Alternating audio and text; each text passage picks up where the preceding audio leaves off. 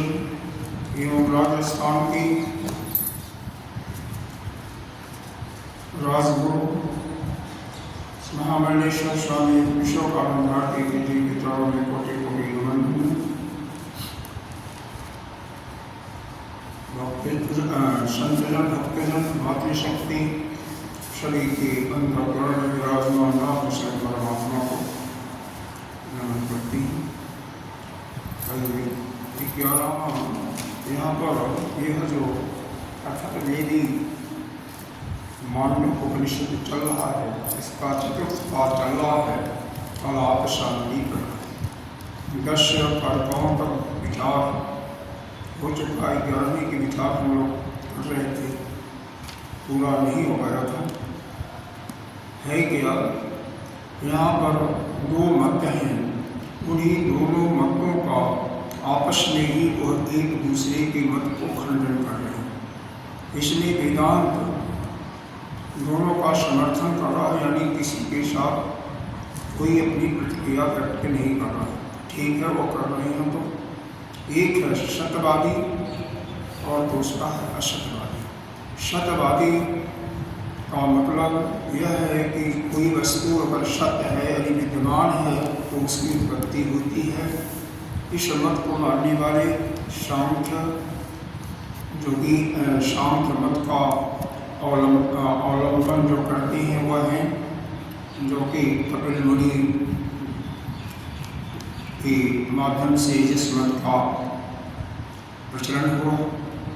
दूसरे जो हैं वह असत्यवादी, यानी जो वस्तु है ही नहीं है, अविद्यमान है, उससे वस्तु की उत्पत्ति मानने वाले यह असत्यवादी या न्यायिक और वैशेषिक हैं। तो यही दोनों ने पहले तो यह खंडन किया, असत्यवादियों ने यह खंडन किया कि सत्य वस्तु से किसी की उत्पत्ति हो ही नहीं सकती। फिर सत्यवादियों ने खंडन उनका किया कि असत वस्तु से किसी की उत्पत्ति नहीं हो सकती। इस प्रकार से पहले ही दोनों ने एक दूसरे के मत को खंडन करते हुए यह सिद्ध किया कि किसी वस्तु की उत्पत्ति नहीं होती, जो कि वेदांत के अद्वैतवाद सिद्धांत का स्वतः सिद्ध हो जाता है। अब फिर पुनः शांति जोगियों का, जो सत्यवादियों का जो मत है, यानी शांति दर्शन वालों का, उसको फिर वैशेषिक वालों मत वाले खंडन कर रहे हैं कि कोई भी जो अज वस्तु है यानी अजन्मा है उसकी उत्पत्ति नहीं हो सकती है। और दूसरी बात में बताया गया कि किसी भी वस्तु अपने स्वभाव से विपरीत नहीं जाती है, चाहे वो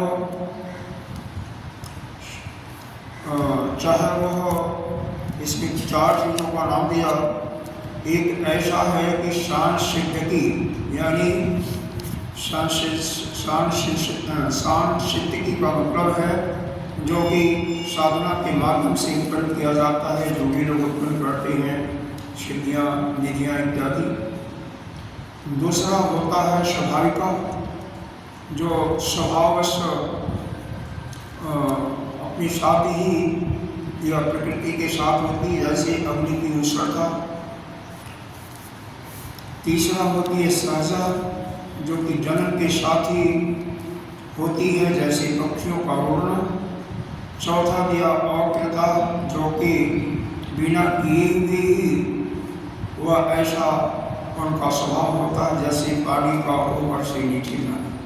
इस प्रकार से यह 4 जो हमारे व्यवहार पक्ष में प्रकृति में नजर आते हैं, उसमें किसी का विपरीत दिशा में, यानी उनका जो यह स्वभाव दिखाई दे रहा है, चाहे वह सांसारिकी हैं, चाहे वह स्वाभाविका हैं, चाहे सहजा या अकृत, इनके अपने विरुद्ध नहीं जा सकते। यानी जो उनका एक बार स्वभाव हो गया उसी के अनुसार वो चलते हैं, कोई परिवर्तन नहीं होता। पुनः यहाँ पर कार्य और कारण का प्रतिपादन किया जा रहा है, क्योंकि जितने भी हमारी वासनाएं होती हैं तो उन वासनाओं की पूर्ति के लिए कार्य का संपादन होता है, उसके लिए कारण की जरूरत है। बिना कारण के कोई कार्य की उत्पत्ति नहीं होती है। तो वही कारण और कार्य के रूप में यहाँ पर 11वें कारिका के द्वारा व्यक्त किया जा रहा है कि कारणम जस्य वै कार्यम, कारणम जस्य जाति। पढ़ना तो पढ़ लीजिए, कोई बुरा नहीं है। कारणम जस्य वै कार्यम, कारणम जस्य वै कार्यम, कारणं तस्य जायते कारणं तस्य जायते जायमानं कथमजं जायमानं कथं वज्रं भिन्नं नित्यं कथं च तत भिन्नं नित्यं कथं च तत्। अगर जस्य कहते हैं जिसका कारण ही कार्य है, मतलब जिसके मत में जस्य मतलब जिसका कौन है वो सांख्यवादी यानी शतवादी। तो शतवादियों के मत में क्या है, कारण ही कार्य है, कारण वही कारण ही कार्य है। क्यों, इसको समझ लीजिए कि कोई शत वस्तु पहले से मौजूद है और वही कार्य रूप में परिणत हो रही है, तो इसका मतलब कोई उत्पत्ति तो है नहीं, तो कारण ही और कार्य दोनों एक ही है। उसी के लिए कहा जा रहा है कारणं तस्य जायते। इसका मतलब यह हुआ कि कारण ही उत्पन्न हो रहा है। अब निचली लाइन क्या है, यह तो समझ ऊपर वाले बहुत आसान है कि अगर जिसके मत में जो यह कहता है कारण और कार्य एक ही है, कारण ही कार्य है, यानी दोनों भेद नहीं है, इसका मतलब कारण उत्पन्न होगा। ये कहना तो गलत नहीं है।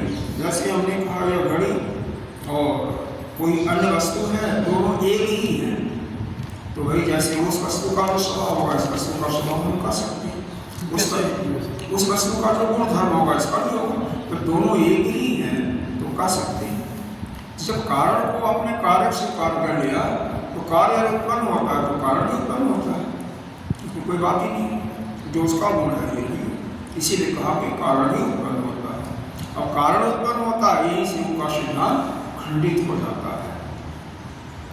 जायमानं कथमजं, जो वस्तु उत्पन्न होती है वह अजन्मा कैसे हो सकता है, क्योंकि आत्मा क्या है, अजन्मा है। अगर कोई पदार्थ उत्पन्न हो रहा है, अगर यह कहते हो कि आत्मा उत्पन्न होता है तो अजन्मा कैसे हो सकता है। भिन्नम नित्यम कथम च, यह बात किसकी कर रही है, प्रकृति की। प्रकृति से जो प्रधान, प्रकृति और प्रधान वैसे अलग नहीं है, प्रकृति से जो प्रकृति के घर्षण महत्त्व और क्या उत्पन्न होता है, अहंकार, और फिर बाद में पंचमहाभूत इत्यादि उत्पन्न होती हैं। तो जो प्रकृति से विकृति से उत्पन्न होती हैं, तो यह करें भिन्नम, भिन्नम का अर्थ हुआ भेद यानी विकृति। तो जिसके अंदर भी विकृति होती है वह वस्तु नित्य नहीं हो सकती। उसी को कहा जा रहा है, चूँकि प्रकृति के अंदर या प्रधान के अंदर विकृति होती है तो इसलिए उसको नित्य नहीं कह सकती। यह तो कर्म का अर्थ हो। कहीं भी कोई, इसलिए मैं पीछे कई कारकों का अर्थ संक्षेप में पूरा का पूरा बता भी देता हूँ, जो ये है कि समझ आती हैं तो सुनी लेती हैं। अब भाष्यकार देखिए बहुत आसान, मेरे पास से कुछ बताया नहीं गया था, ध्यान नहीं कहाँ तक किया था, तो कोई बात नहीं, जो दिन नहीं बताया गया होगा उसको दोबारा देख लीजिए। कारणम मृदवत उपादान लक्षणम जस्य वादिनो वै कार्यम कारणमेव कार्य अकारेण परिणमति यस्य वादिनः इति अर्थः। कारण का डिफिनेशन दिया, क्या दिया, जस्य कारण वही कार्य। इसको अगर कहना चाहें संस्कृत में तो हाँ, संस्कृत में करना चाहें तो जस्य कारण, हाँ वो वही कार्य, मतलब कारण ही कार्य है। कैसे है, मृदवत उपादान लक्षण। जैसे अब देखो यहाँ पर यह किसी वस्तु के बनाने में जो कारण होते हैं उसकी बात करें। किसी वस्तु के बनाने में यह समवायी कारण होता है और समवायी कारण ही होता है। समवायी को ही यहाँ पर उपादान कारण कहा गया है। वैसे तो 3 कारण मुख्य होते हैं, हमारा वेदांत यद्यपि 2 ही मानता है, लेकिन एक सहायक कारण भी माना जाता है। तो उसी को जैसे वेदांत मानता है 2 कारण, एक निमित्त कारण और एक उपादान कारण। उपादान कारण तो वस्तु में पुरोहित होती है, पूरा पुरोहित होती है। जैसे मिट्टी से घड़ा बना या स्वर्ण से जेवर कोई बना, तो उस जेवर में या मिट्टी में अरे पोषा है, कुल्हड़ है, मिट्टी पूर्ण रूप से उसमें पुरोहित होती है। मतलब कार्य में कारण का गुण होता है, जो कार्य है वो कारण का पूरा गुण होगा। उसी प्रकार से सोने का कोई ज्वेलरी बनी तो उस सोने का पूरा गुण उसमें प्रतिलक्षित होगा। ठीक है, इसमें कोई विरोध नहीं है। तो यह कारण समझ लें। एक तो निमित्त कारण यानी बनाने वाला, तो यहाँ पर हमारे वेदांत में उसको चूँकि दो कारण हैं, तो एक तो जो चेतन स्वरूप है उसको निमित्त कर्ता के रूप में कारण मान लिया, और जो सहायक कारण है उसको सहायक कारण कहिए। जैसे ये घड़ा बनाने में कई कारण लगते हैं ना, या वो भी होता है जिस पर चढ़ाते हैं, बनाते हैं, ऐसे करके। और कुम्हार तो निमित्त हो गया, ठीक है, कर्ता निमित्त कर्ता कह लीजिए। लेकिन वो होता है रस्ते के सूत भी होता है काटने के लिए, सूत होता है, एक डंडी भी होती है।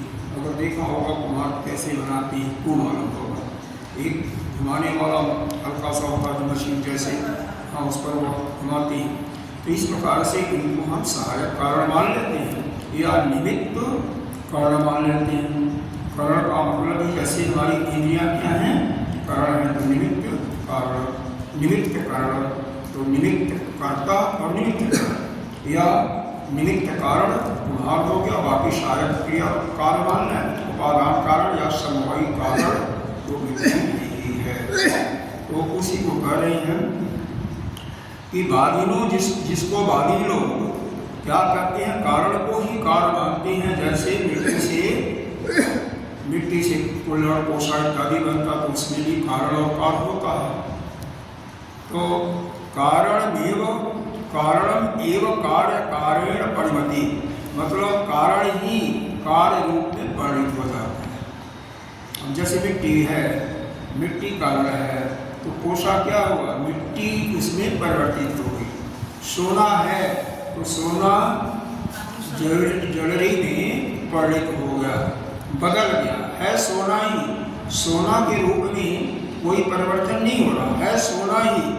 कहने के लिए वो अमुक ज्वेलरी है, वो नेकलेस है, या क्या बोलता बाजू बंधन, जो भी नाना प्रकार के उसको बनाया जा सकता है। सुनारों का तो इसी में फायदा होता है ना, क्योंकि लेडीज किसी भी, चाहे वह वस्त्र हो, कपड़ा हो, अधिकांश सबके लिए मैं नहीं कह रहा, या कोई ज्वेलरी हो, एक डिजाइन उनको ज़्यादा दिन तक पहनने में आनंद नहीं आता है। एक बार दो बार पहन लिया किसी शादी में, नहीं एक और डिजाइन बना पहन लिया होगा। अब नए प्रकार के इसमें आ रहे हैं, तो सिनार के बाद जाएंगे, फायदा तो सिनार का होगा, हाँ, 10% तो वैसे काट लेता है, फिर बनवाई हटता ही नहीं बनवाता है, तो दुनिया भर के पैसे फिर वो ले लेता है। सोना जो पहले से होता है उसको कमी कर देता है, क्योंकि टाँका इत्यादि में करके वो कुछ कटिंग करता है, जो भी करता हो करे तो वही जानेंगे। तो जस्य बाधी नहीं किया था, यह बाधियों के मत में यही है कि कारण ही कार्य के रूप में परिणित हो गया। अच्छा, तस्य इसका मतलब क्या हुआ, तस् मतलब इस कारण से क्या हुआ, तस्मात् कर सकते हैं इसको, अज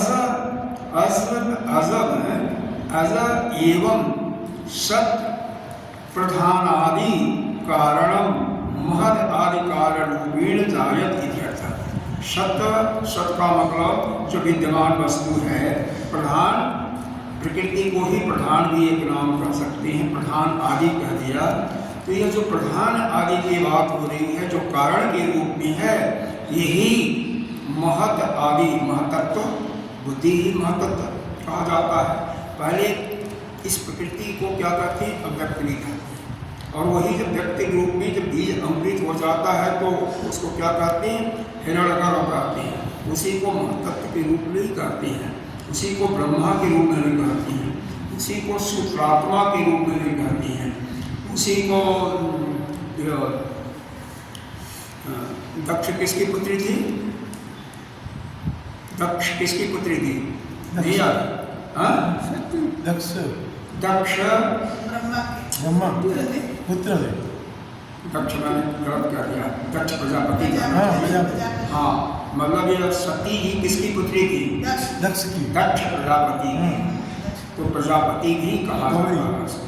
कहने का भाव यह है कि उसको प्रजापति नहीं कहते, लेकिन यहाँ पर शांति दर्शन के अनुसार इस अव्यक्त को हम प्रकृति या प्रधान कहते हैं, और उससे जो व्यक्त हुआ उसको हम महतत्व कहते हैं।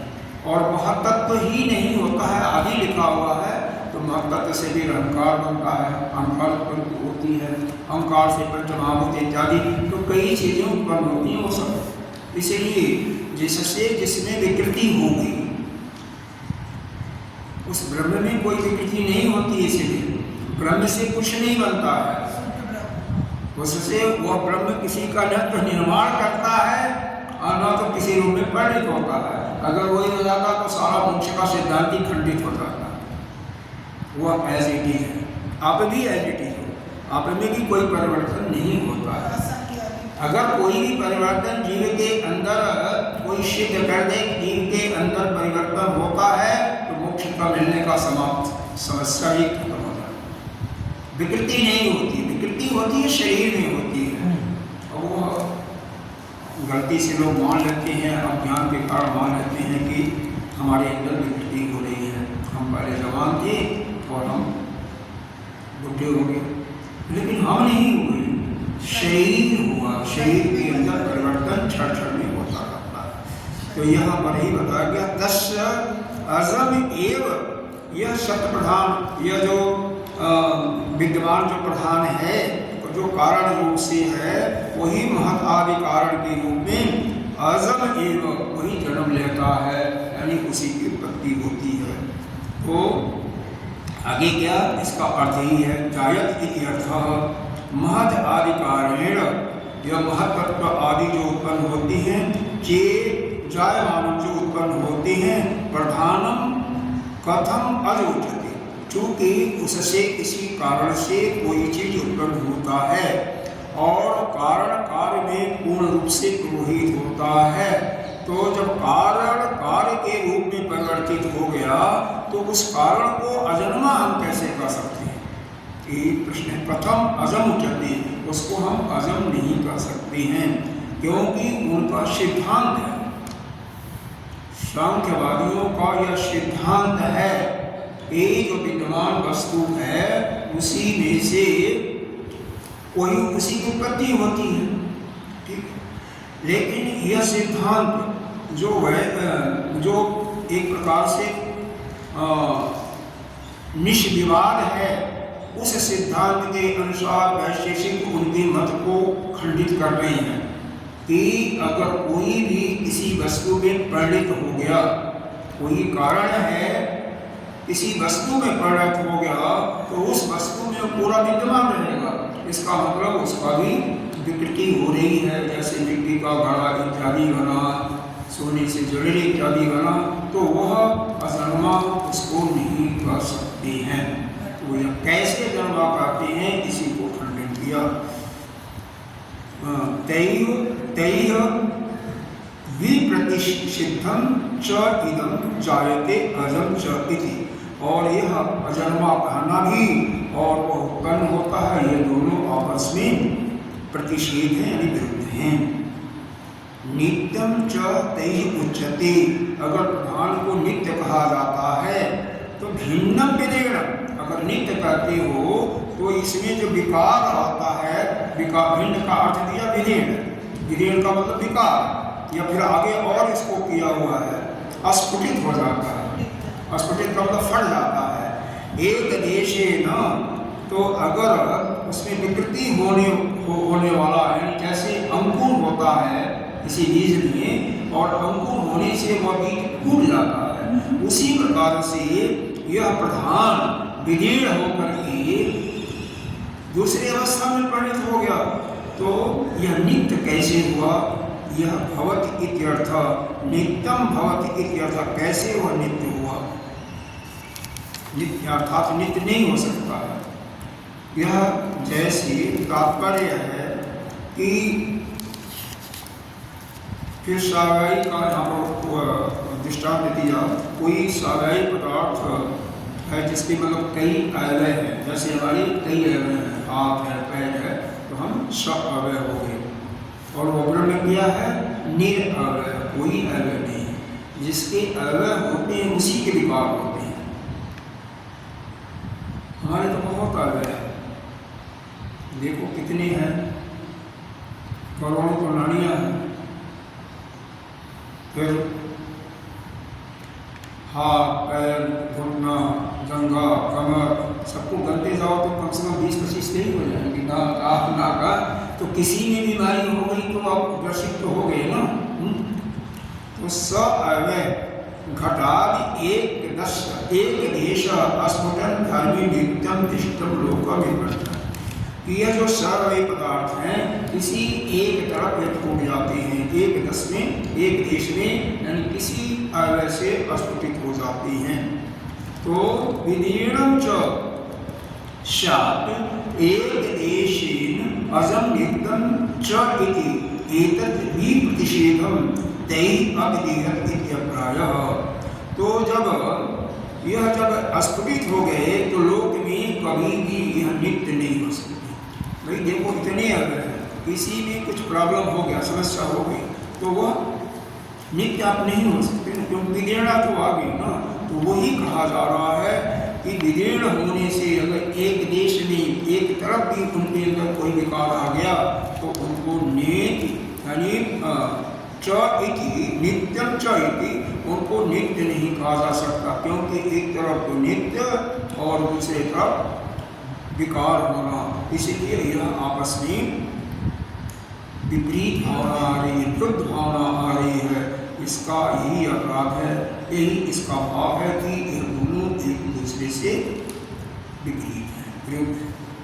मतलब किसी कोई नित्य है तो उसमें विकार नहीं आना चाहिए, कोई अजन्मा नहीं है तो उसके अंदर, अगर कोई अजन्मा है तो उसके अंदर भी वह किसी दूसरे रूप में पैदा नहीं होना चाहिए।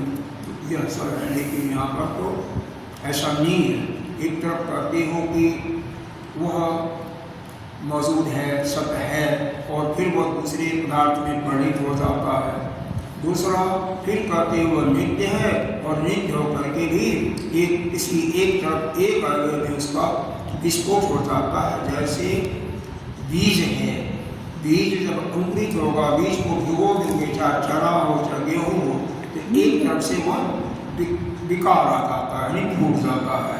तो जब ऐसा है तो नित्य तो नहीं हुआ, न तो नित्य हुआ क्योंकि वो विकार आ गया, और उधर धर्मा नहीं हो सकता क्योंकि वो उसमें फिर दूसरे रूप में परिणत होता। इसलिए उनका सिद्धांत गलत है, सीधे साधे।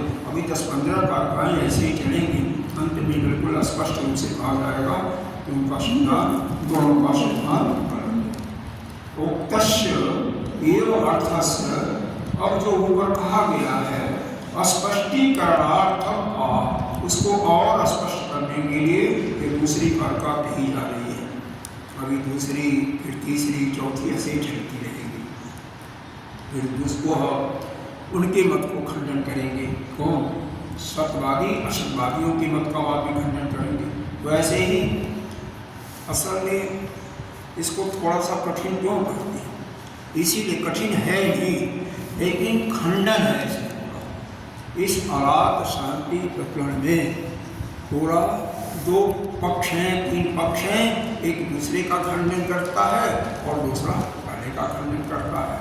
और ये वेदांतवादी बिल्कुल शांत बैठे रहते हैं, दोनों का एक प्रकार से समर्थन करते हैं, बहुत अच्छा, और वो आपस में खंडन करके हमारे मत को सिद्ध कर देते हैं। सही है, पूरा का पूरा या 100 कारकों में ज़्यादा खंडन है। आप कभी श्रीमद् भगवद गीता पढ़ा होगा, या उपनिषद में भी कई बार पूर्व पक्षी आता है ना, जहाँ पर पूर्व पक्षी का प्रश्न आता है, सिद्धांतवादी उसको अपना पक्ष रखता है, वो थोड़ा सा कठिन आपको लगता होगा, सीधे साधे अर्थ बताने में बहुत अच्छा लगता है। तो उसी प्रकार से यहाँ पर चूँकि खंडन है, एक का मत। अगर मत किसी का भूल जाओ, सिद्धांत भूल जाओ, तब मस्तिष्क में नहीं आए। इसीलिए हम कोशिश करते हैं कि नित्य प्रति दोनों के सिद्धांतों को कह दें, फिर दोनों का एक दूसरे के प्रति भावनाएं क्या है, वह क्या कहना चाहता, वह क्या कह रहा है, जिससे आपको स्पष्ट होता है। और एक स्पष्ट हो जाएगा, आपके हृदय में बैठ जाएगा, कभी नहीं भूलेगा, जीवन भर नहीं भूलोगे। और यही करना चाहिए। इसीलिए कम से कम बारंबार सुनते हुए, पढ़ते हुए, पढ़ने में शंका आती है, किसी में वीडियो भी है, उसको सुनिए, उसको सुन करके पक्का करते हैं। अब इसके बाद चौथी खड़का 12वीं खड़का है। इस खड़का के पहले थोड़ा सा आपको यह समझना चाहिए कि किसी कार्य और कारण का, क्योंकि पूरे में कार्य कारण का संबंध है, कोई भी कार्य कारण से उत्पन्न होता है। और इसके लिए कुछ यह न्यायिक मत में कुछ सिद्धांत बनाए हैं कि कोई भी कार्य का संपादन ठीक से तभी कर सकता है जबकि उसके अंतर्गत कुछ क्वालिफिकेशन यानी योग्यताएँ हों। पहला अर्थी, यानी वह चाहने वाला है। देखो, आप उसी कर्म को कर सकते हो ठीक ठीक आपके अंदर दिल की इच्छा होगी करने के लिए, तो उसके लिए आपको यह फल मिलेगा। आपकी इच्छा नहीं होगी तो नहीं कर सकते हो। आपका मन यहाँ इसलिए लगा होगा कि आपके अंदर मुक्ति प्राप्ति की इच्छा हो।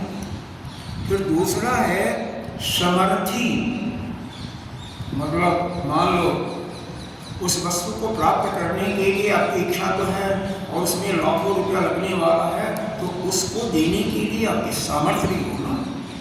मान लो कार करने के लिए, कार खरीदने के लिए, आजकल तो कार निर्मित करोड़ की आ रही, 2 करोड़ की आ रही, आपको बहुत बढ़िया कार की ज़रूरत है, वही आपको अच्छा लगता है, नाम तो मैंने को नहीं पता, जो चलाते हैं उनको पता होगा।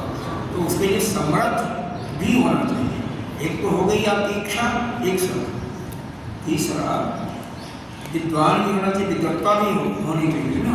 कार्य ले भी लिया क्योंकि आपकी इच्छा हुई, समर्थ है, समर्थी भी हो, विद्वान भी हो। तो आप विद्वान न हो तो आपको कार चलाना नहीं आता हो, कार में मान लो पंचर हो गया तो उसको खोलने नहीं आता हो, हवा और वो क्या होता है,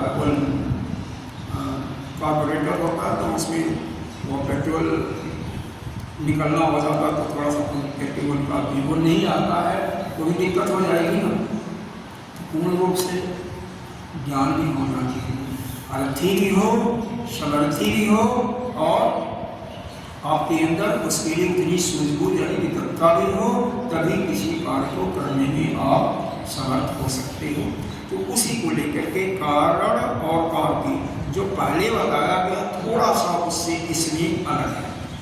11वीं कारिका में जो बताई गई है उससे थोड़ा सा अलग है। पर इसको कारणात्, एक बार यह शब्द क्या है इस पर ध्यान दीजिएगा। कारणात् यदि अन्यनत्व अननत्व मतः, कारणात् यदि, कारणात् के बाद है यदि या आदि भी कर सकते। कारणात् यदि नन्यत्व मतः, कारणात् यदि नन्यत्व मतः,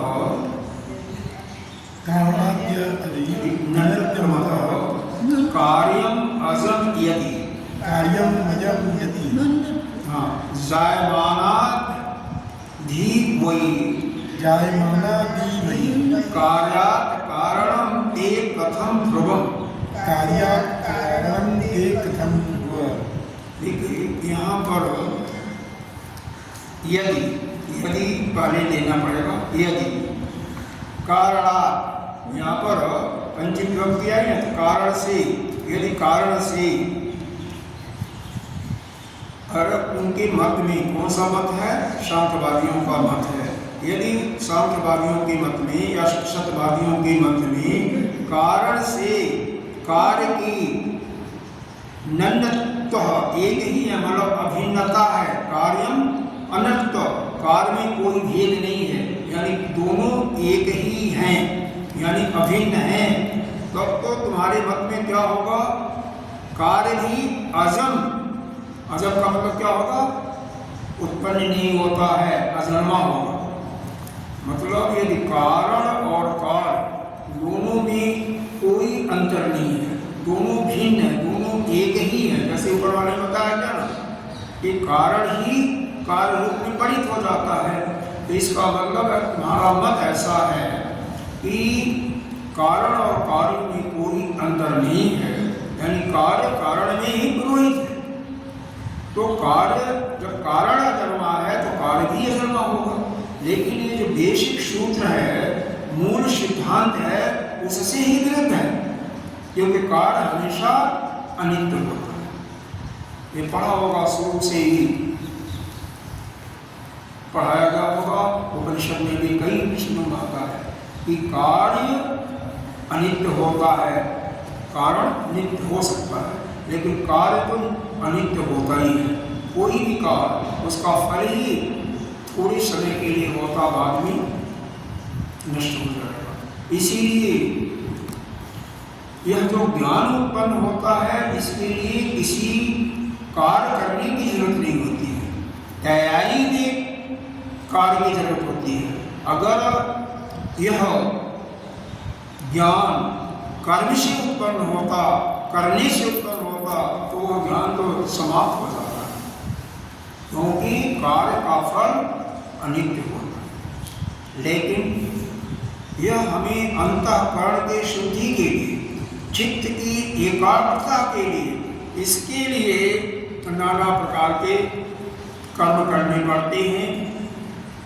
चाहे पूरी भाषा के अनुसार यज्ञ दान तप ले लीजिए, या योग इत्यादि ले लीजिए, या उपासना ले लीजिए, यह सभी हमें करना वांछनीय है, जरूरी है।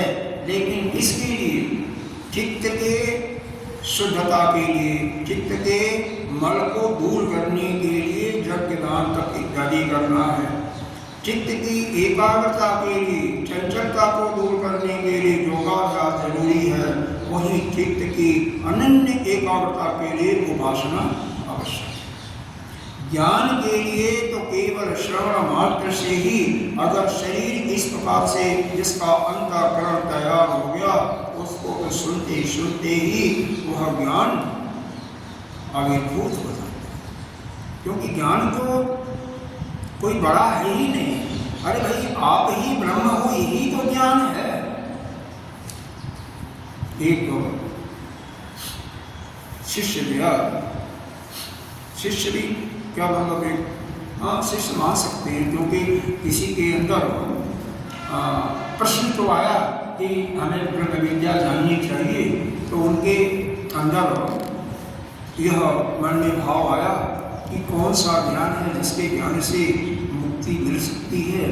तो एक संत थे, गांव के बाहर एक मंदिर था, उसी में अपना गुजारा करते थे, जो कुछ आता था उससे अपना जीवन चलता था। तो उनके पास गए थे।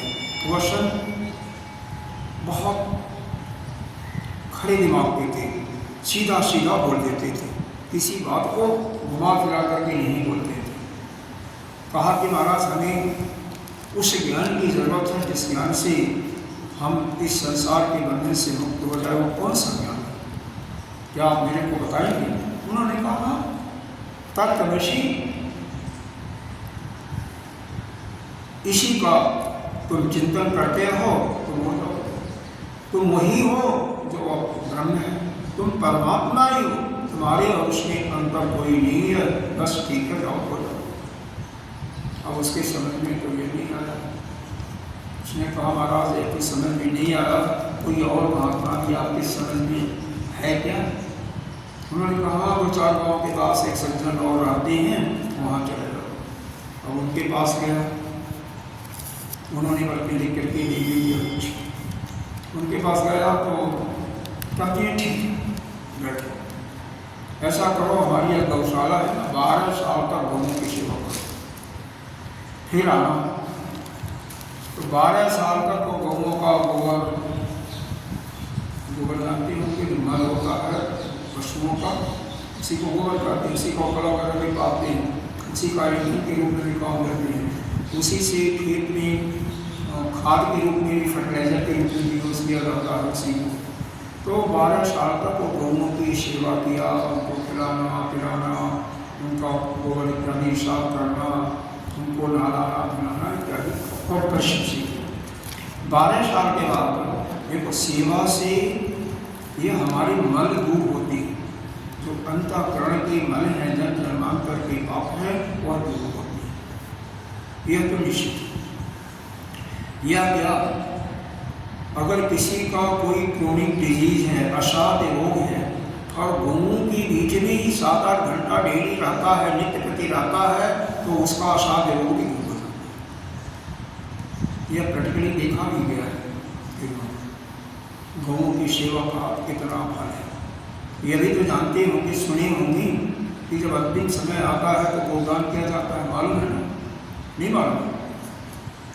आपके यहाँ नहीं होगा गुजरात में, हमारे नॉर्थ इंडिया में, भारत मतलब उधर के जो हिंदी भाषी क्षेत्र हैं, वहाँ पर गोदान की बहुत बड़ी महिमा मानी जाती है। एक गरुड़ पुराण के अंदर आता है, एक बैतरणी नदी होती है, उसको पार करने के लिए वो गौ ही काम में आती है, तो इसलिए गौ का काम अवश्य करना चाहिए, ऐसा आता है। यह गरुड़ पुराण के अंतर्गत है और लोग करते भी हैं। तो सेवा करके जब 12 साल बीत गया तो आया उस महात्मा के पास कि महाराज जी आपने जो कहा था 12 साल की सेवा मैंने किया, अब मेरे को ज्ञान दीजिए। देखा उन्होंने, कहा हाँ ठीक है, जाओ स्नान करके और ठीक ठाक सफाई करके कल आना सवेरे ब्रह्म मुहूर्त में कर दिया। जब कल आया तो उन्होंने भी वही ज्ञान दिया, दूसरा ज्ञान तो है ही नहीं है। 4 महावाक्य हमारे हैं, उनके अतिरिक्त तो कोई ज्ञान है नहीं। भाई तुम ही ब्रह्म हो, तत्वमसि, इसी का तो चिंतन करते रहो और तुम ही ब्रह्म हो, तुम्हारे अतिरिक्त कोई और नहीं है। अपने को जो परिच्छिन्न मानते हो तुम, एक आध लाइन और जोड़ दिया उन्होंने, परिच्छिन्न मानते हो तुम, यह जो मानते हो कि तुम यहीं पर हो, वहाँ पर नहीं हो, दूसरे गांव में नहीं हो, दूसरे देश में नहीं हो, तो ऐसी बात नहीं है। तुम यहाँ भी हो, वहाँ भी, तुम सर्वत्र हो। तुम आज भी हो, पहले भी थे और सृष्टि के अंत में भी रहोगे। जो भी तुम्हारी दृष्टि में दिखाई दे रहा है सब तुम ही हो, सभी तुम्हारे अंदर है, बस किसी को करते जाओ, सबके अंदर एक ही आत्मा होती कहता है महाराज। यह बताओ 12 साल मेरे को यह क्यों परिश्रम करवाई है? तुम आत्मा ने पहले ही दिया था, आपको मैंने बताया भी था, और वही ज्ञान तुम भी दे गए। उन्होंने ऐसा कहा, पहले महात्मा का तुमने कहना नहीं माना, जो उन्होंने कहा संत का आज्ञा का विरोध करना, उसको न पालन करना बहुत बड़ा दोष है, बहुत बड़ा पाप लगा था। तो उस पाप के प्रायश्चित तुमने यह 12 साल तक किया ना, तब तुम्हारा दिल साफ हो गया, इसलिए वो ज्ञान दिया। खैर उन्होंने जो कहा बात अलग है, लेकिन वास्तव में जो पिछले जन्म का मल होता है उसको दूर करने के लिए सेवा बहुत जरूरी होता है। भक्ति के, अभी तो यहाँ पर बताने की जरूरत नहीं है, लेकिन भक्ति का पहला ही सूत्र है कि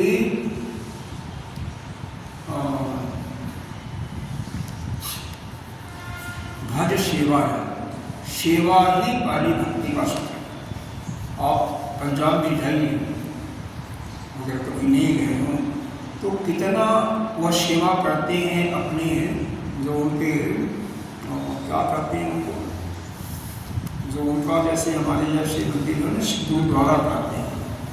अमृतसर के गुरुद्वारा में देखेंगे, कहीं किसी भी गुरुद्वारा में जो वहाँ का ऐसा प्रचलन है कि अगर कल बहू आई है, पहली बार शादी करके आई है ब्याह करके, तो भी सवेरे वह जाएगी कहाँ पर, अपने गुरुद्वारे में, और वहाँ पर जो भी काम कर सकती है, रोटियाँ बनाना या पूरियाँ निकालना या सब्जी बनाना या सब्जी काटना कार्य के लिए सेवा, बहुत सेवा करते हैं। आपको उधर की है दिल्ली देश तो वही है ना, आपको मालूम हो नहीं मालूम, मालूम बहुत ज़्यादा निष्ठा इतनी होती है, इतनी ज़्यादा पक्की निष्ठा होती है कि सेवा में अद्वितीय है।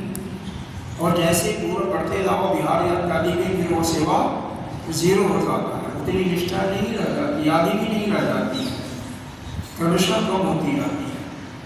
इसीलिए पंजाब हरियाणा के लोग कोई गरीब भीख मांगता हुआ व्यक्ति नहीं पाएगा, इतने समृद्ध होते हैं। वहाँ पर आपके गुजरात में भी शायद कमी मिलती है, नहीं दिखाई देती। गुजरात में समृद्ध नहीं लगता है क्योंकि मंदिरों के पास पर इधर चले जाओ ना, इस हिंदी भाषी क्षेत्र में बहुत भिक्षा मांगने वाले आपको मिलेंगे, बहुत ज़्यादा मिलेंगे, क्योंकि आलसी होते हैं। जो आलसी होगा वही तो मिलेगा। और यहाँ पर भी गुजरात में मैंने अहमदाबाद में थोड़ा बहुत इधर उधर गया तो कहीं दिखाई विशेष नहीं दिया जैसे वहाँ दिखाई देते हैं। मामले में तो फिर भी क्योंकि मामले में सभी लोगों की जगह मामले में हैं, जितने भी महानगर हैं, हालांकि अहमदाबाद भी महानगर के रूप में घोषित तो नहीं किया लेकिन A1+ में तो आता ही है। तो वहाँ पर बॉम्बे, दिल्ली, कलकत्ता, चेन्नई में वहीं के लोग नहीं हैं, सब जगह के लोग होते हैं, इसलिए ऐसे मालूम होता है। खैर आगे नहीं तो इसी बात में चल जाएगा। कारण तो यदि कारण से कार्य नन्नत, इनमें कोई भेद नहीं है।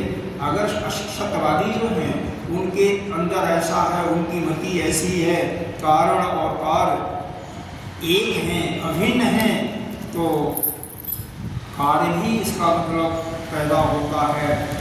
और यदि ऐसी बात है तो जायमाना जो वस्तु पैदा होती है उससे, उस कार्य से कारण ही जब अभिन्न होगा तो वह किस प्रकार से स्थिर रह सकता है, ध्रुव रह सकता है।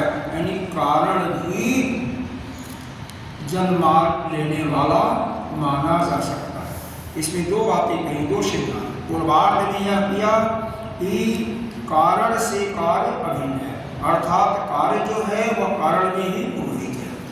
फिर उल्टा कर दिया, दूसरे लाइन में उत्तरार्ध में उल्टा कर दिया कि कारण जो है कार्य में पुरोहित है। बात वैसे तो मोटा मोटा एक ही है, लेकिन फिर भी थोड़ा सा कहने का लज्बा बदल दिया, थोड़ा अंतर दिया जाता है, सूक्ष्म रूप से अंतर आता है। कारण कार्य के रूप में परिणत होता है, तो कारण से कार्य अभिन्न है, यानी कार्य उस कारण में ही पुरोहित है। और दूसरे में क्या किया, जावादि जन्म लेने वाला जो कार्य है उस कार्य से कारण अभिन्न है। एक को पहले कर्ता बनाया और दूसरे ने कर्म बना दिया, बस सिद्धांत है। तो कार्य से कारण अभिन्न है, अर्थात कारण जो है कार्य में पुरोहित है, अर्थात कार्य का जो गुण है वह कारण में होगा। क्योंकि कारण जन्म लेने वाला है तो कारण भी वह कैसे अजन्मा हो सकता है, अर्थात वो भी अजन्मा नहीं हो सकता है। इस प्रकार से उनके मत को यहाँ पर खंडन किया गया। आइए भाष्य देखेंगे। दो सिद्धांत याद रखिएगा। पहले में कारण और कार्य को अभिन्न किया गया, यानी कार्य कारण में ही पुरोहित है, और दूसरे में उल्टा कर दिया। कारण को जो यहाँ पर कर्ता था उसको कर्म के रूप में ले गए, कर्म को कर्ता के रूप में। कार्य में कारण पुरोहित है, यानी कार्य से कारण भिन्न है, मतलब यह है। तो जो इसमें अभिन्न रहेगा उसके गुण उसमें होंगे, सीधी बात है। तो जब कार्य से कार्य ही है ना, देखो जायमाना, तो जायमान कौन होता है, कार्य होता है। तो भी वही कार्य, उस कार्य से कारण ते कथम निश्चलन, तो कार्य से चूंकि कारण अभिन्न है तो वह कैसे ध्रुव हो सकता है, यानी वह भी अचल नहीं हो सकता है। कार्य जन्म लेने वाला है तो कारण भी जन्म लेने वाला होगा। वो पहले भी बताया ही है कि जिससे विकार तो आ ही रहा है, जिसके अंदर विकार आता है वो नित्य नहीं हो सकता है। पहली कारिका में वही था और यहाँ पर यह दूसरी प्रकार से इसको सिद्ध। आइए भाष्य देखते हैं, बहुत छोटा भाष्य। कारणात् अज कार्यस्य जद नन्यत्वम् इष्टं त्वया ततः कार्यम् अजम इति प्राप्तम। यदि तुम यह जो अजन्मा कारण है, देखो अज आया है ना, थोड़ा सा संधि करोगे ना, कारणात् के बाद क्या है, अज है। ज के बाद बीच में और दिखाई नहीं दे रहा, लेकिन इसको अज करना पड़ेगा क्योंकि यह जब संधि कर देते हैं तो गायब हो जाता है।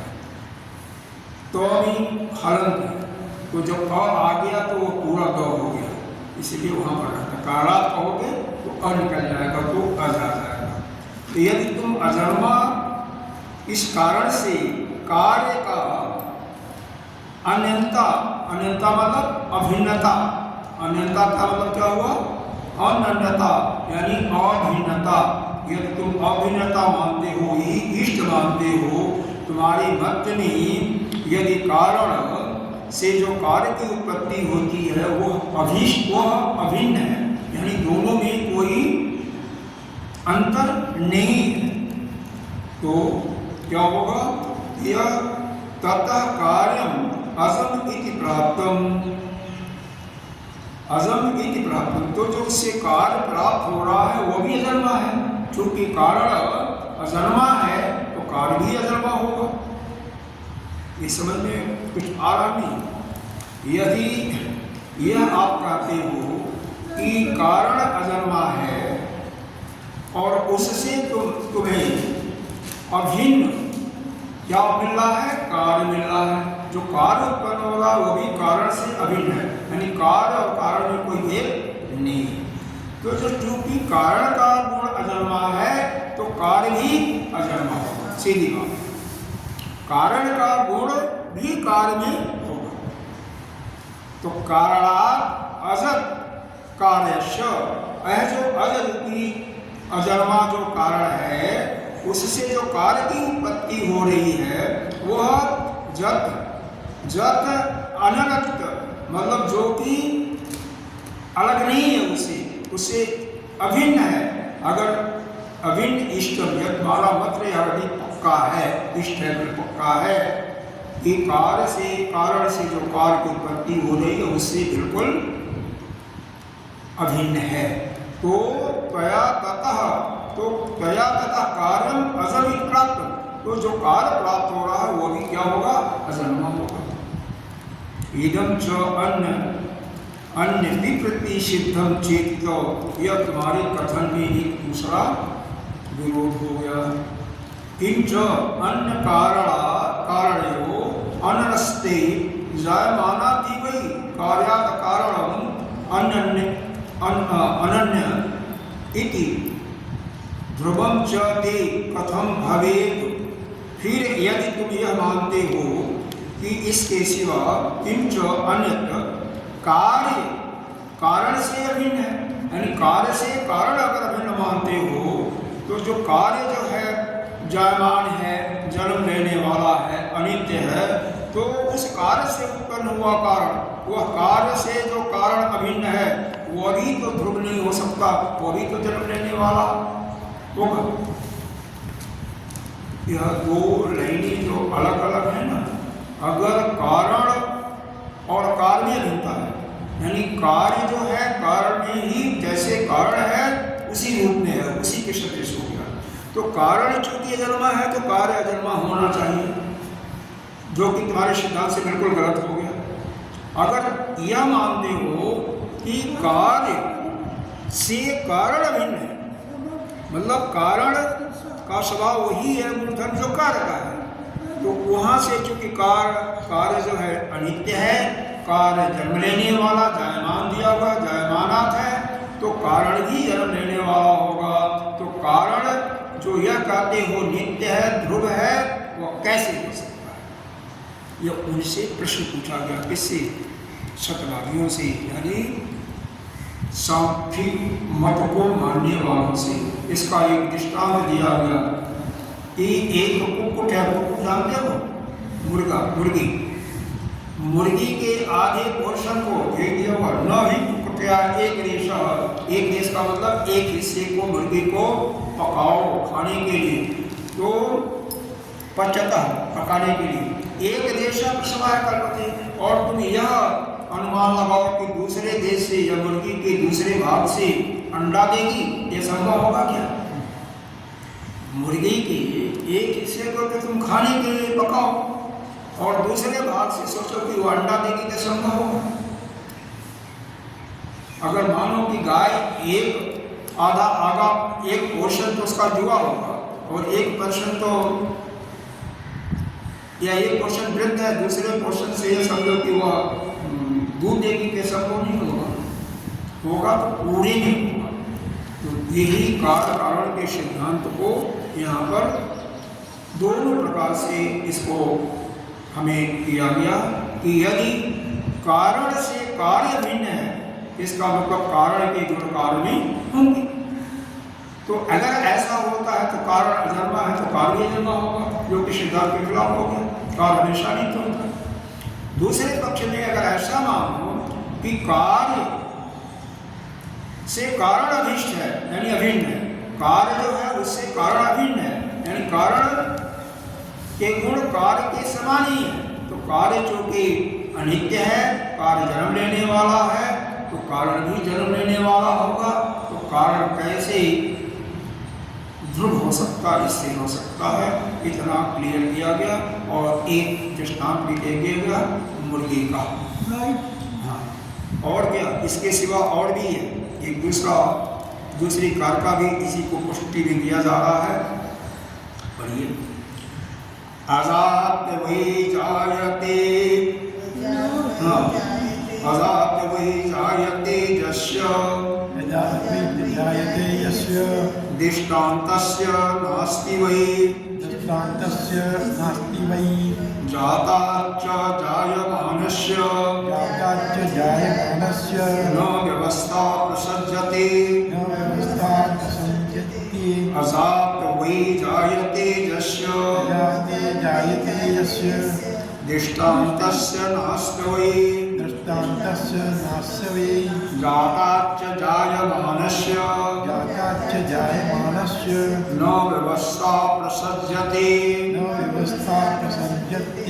अगर आपका मत ऐसा है जिसका भी मत हो अजन्मा वस्तु से और अजात वही, तो अगर अजन्मा वस्तु से किसी कार्य की उत्पत्ति होती है, अजात वही जायते जस्य, जिसके मत में अगर कोई अजन्मा है यानी विद्यमान नहीं है, उसके मत से यदि किसी कार्य की उत्पत्ति होती है तो दृष्टांत से नास्ति वही, तो उसके पास कोई दृष्टांत नहीं होगा, क्योंकि कभी ऐसा कोई नहीं देखा गया कि अजन्मा वस्तु से किसी कार्य की उत्पत्ति हो, जो पैदा ही नहीं है उससे कार्य की उत्पत्ति कैसे होगी, ऐसा कोई दृष्टांत नहीं है। यदि जात पदार्थ से, जो जन्म लेने वाला है पदार्थ से ही कार्य की उत्पत्ति माना जाए मानस्य, तो उससे अनव्यवस्था दोष आ जाती है। कैसे? कोई विद्यमान है और उससे कोई बस उत्पत्ति होती है, ठीक है, तो उत्पत्ति हुई तो फिर जो पहले पैदा हुई वह किससे पैदा हुई, फिर वह जो पैदा हुई वह किससे, तो इससे एक ये चलता रहेगा श्रृंखला, या कभी समाप्त होने वाला नहीं है, तो इससे एक अनवस्था दोष हो जाता है। दो चीजें बताया, यदि कोई असत वस्तु है यानी जिसका जब विद्यमान नहीं है, तो उससे कोई वस्तु उत्पत्ति करते हो तो वह उसका कोई आप दृष्टांत नहीं दे सकते, कोई प्रमाण नहीं। और कोई अगर वस्तु उत्पन्न है तो उससे किसी वस्तु की उत्पन्न होती है, तो फिर पहले वाली उत्पन्न होने वाली किस वस्तु से उत्पन्न हुई, फिर जो दूसरी उत्पन्न हुई वह किससे उत्पन्न हुई, ऐसे चलता रहेगा श्रृंखला, तो इससे एक अनवस्था दोष हो जाएगा। ठीक है, यह बताया गया। शायद कर्का का भाष्य को करने के लिए समय नहीं है, लेकिन चलो हाँ एकादश पढ़े कल रविवार को नहीं, क्या बोला? रविवार को नहीं। क्यों? चलिए इनके अर्थों को आसानी से देखते हैं। कार कारण के रविवार को पूनम है, कार्य कारण के शब्द रविवार दिन। कारण यदि कार्य होगा 12वीं कारका में, तो कार्य कारण में उद्भूत होगा, तो कारण के गुण कारण में भी होने चाहिए। तो कारण जन्मा है तो कार्य जन्मा होना चाहिए।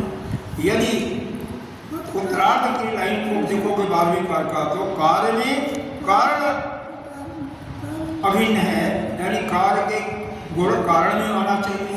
तो कार्य यदि अधर्मा है, अरे जन्म लेने वाला है, जायमान अर्थ है, तो कारण भी जन्म लेने वाला है, यह तो स्पष्ट होना चाहिए। और यहाँ पर बता दिया आजाद वही, अगर कोई जन्मा वस्तु है उससे किसी वस्तु की उत्पत्ति होती है तो उसका कोई दृष्टांत नहीं है।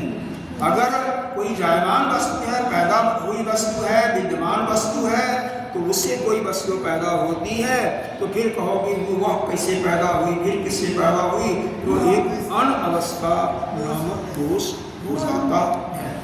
अगली कारका दो कारका, तीन कारका और होती है, तो चलो देखेंगे जितना भी हो सकता है। कल छुट्टी है, कुछ भी छुट्टी कोई छुट्टी नहीं है। हनुमान जयंती शनिवार को है, हनुमान जयंती को छुट्टी नहीं होती। संडे को छुट्टी, हाँ संडे को प्रतिपदा संडे को रविवार को पूनम शनिवार છે पूनम शनिवार नहीं, शनिवार को हनुमान जयंती है। अरे हनुमान जयंती है, पूर्णिमा है, छुट्टी संडे को। रविवार ओम पूर्णिमा पूर्णिमा पूर्णस्मृति पूर्णस्य पूर्णमादाय पूर्णमेवावशिष्यते। ओम शांति शांति शांति। देखो बच्चे लोग छुट्टी के लिए बात करते हैं, आप लोग को छुट्टी कहाँ मिलेगी। ओम शनिवार को नहीं। शंकरं शंकराचार्यं केशवं बादरायणं सूत्रभाष्यकृतो